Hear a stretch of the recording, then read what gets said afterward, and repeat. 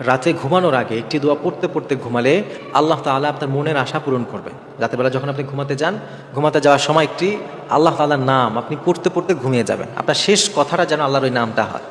রাতের বেলা যেই দোয়াগুলো আছে, যে সুন্নাত দুরূদগুলো আছে, এগুলো তো আপনি পড়বেনই, এরপরে এটা পড়বেন।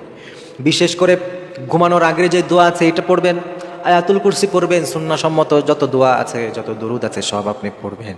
এরপরে ঘুমানোর আগ মুহূর্তে যদি আল্লাহর একটি নাম পড়তে পারেন, পড়তে পড়তে যদি আপনি ঘুমিয়ে যেতে পারেন, রাব্বুল আলামিনের উপর যদি আপনি পূর্ণ আস্থা রেখে আমলটি কিছুদিন করতে পারেন, অচিরেই আপনি ফলাফল দেখতে পাবেন। খুব বেশি সময় লাগবে না আপনার, আপনি অচিরেই দেখবেন যে এক অসাধারণ ফলাফল আপনি পেয়ে গেছেন। সেটি হচ্ছে আল্লাহ তাআলার সাধারণ একটি নাম আছে সূরা ইখলাসের মধ্যে। আল্লাহ তাআলা সূরা ইখলাসের মাঝে নিজের পরিচয় দিয়েছেন, কুল হুয়াল্লাহু আহাদ আল্লাহুস সামাদ লাম ইয়ালিদ ওয়া লাম ইউলাদ ওয়া লাম ইয়াকুল লাহু কুফুয়ান আহাদ। এই যে আল্লাহ তাআলা চমৎকার একটা সূরা দিয়েছেন, এই সূরার মাঝে আল্লাহ তাআলা তার পরিচয় দিতে গিয়ে বলেছেন তিনি হচ্ছেন সমাদ। তিনি হচ্ছেন সমাদ, তিনি অমুখাপেক্ষী, তিনি কারো মুখাপেক্ষী নন। এই পৃথিবীতে আমরা যত মানুষ আছি, যত শক্তিশালী হই না কেন, যত পাওয়ারফুল মানুষ এই পৃথিবীতে থাকুক না কেন, প্রত্যেকটা মানুষই একজন অপরজনের মুখাপেক্ষী, ঠিক না? একজন পাওয়ারফুল মানুষ, সেও কিছু জিনিসের মুখাপেক্ষী, তাকেও কিছু জিনিসের প্রয়োজন হয়, তাকেও প্রোটোকল দিতে হয়, প্রিয় ভাইয়েরা।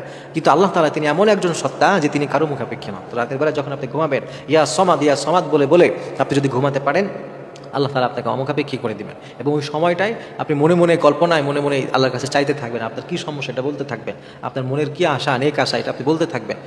এবং বিশেষ করে দুনিয়া আখেরাতে আমাদের জন্য সবথেকে সৌভাগ্যের বিষয় হবে কারো মুখাপেক্ষী না হওয়া। কারণ কারো মুখাপেক্ষী হলে, কারো বোঝা হয়ে গেলে ওই মানুষটার আর বেঁচে থাকার ইচ্ছা থাকে না। অনেক সময় দেখবেন যে হঠাৎ করে কিছু মানুষ, অনেক সময় মানুষ যখন মুরব্বী হয়ে যায়, বয়স হয়ে যায়, ফ্যামিলির উপরে বোঝার মতো লাগে, তাই না? ফ্যামিলি হয়তো তাকে মানতে চায়, কিন্তু তার নিজের কাছে খারাপ লাগে যে আমি তো এখন একা এটা করতে পারি না। অনেক সময় আমরা যারা ইয়াং আছে, আমরাও বিভিন্ন এমন বিপদে পড়ে যাই যে কারো না কারো মুখাপেক্ষী হয়ে যায়। তা আল্লাহ তাআলা যদি আমাদেরকে দুনিয়া আখিরাতে অমুখাপেক্ষী করে দেন, এর চাইতে বড় সৌভাগ্যের বিষয় কি হতে পারে? এজন্য রাতের বেলা যখন ঘুমাতে যাবেন, ওই সময় চেষ্টা করবেন যে ইয়া সমাদ বেশি বেশি পড়া। এর পাশাপাশি যখনই আপনার মনে পড়ে, যখনই আপনি সময় পান, আল্লাহর এই সমাদ নামটা বেশি বেশি পড়বেন। মনে রাখবেন, আল্লাহ যত নাম আছে, প্রত্যেকটা নামের মাঝে আল্লাহ তাআলার অসাধারণ যে গুণাবলী আছে, ওইগুলোর চিন্তা করে করে আল্লাহকে ডাকলে আল্লাহ তাআলা সেই সৌভাগ্য আমাদেরকে দান করবেন। আল্লাহ তাআলা আমাদেরকে এই আমলগুলো করে দুনিয়া আখিরাতে সবার অমুখাপেক্ষী হয়ে একমাত্র যেন আমরা আল্লাহরই মুখাপেক্ষী হতে পারে, আল্লাহ তাআলা সেই তৌফিক দান করেন।